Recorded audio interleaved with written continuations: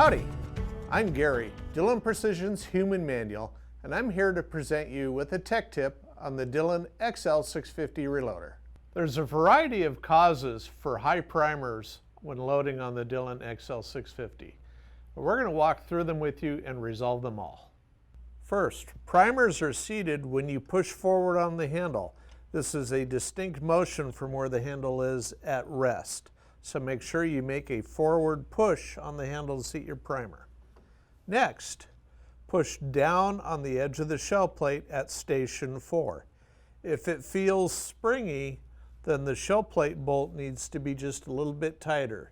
You should barely be able to discern any up and down movement in the shell plate.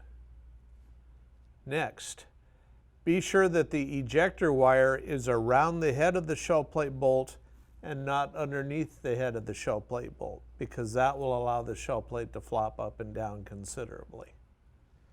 If this bracket gets bent, it will interfere with this case feed slide, and that keeps you from pushing the handle forward to seat the primers.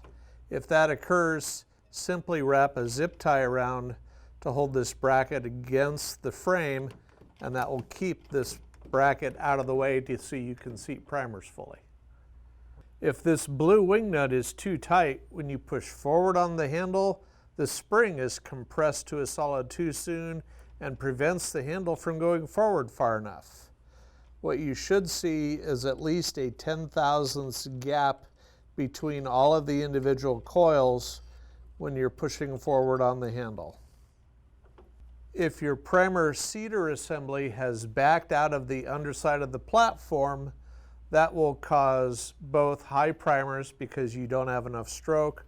Also, it can cause primers to flip and seat sideways into your case. Make sure that this primer seating punch is threaded snugly into the underside of the platform.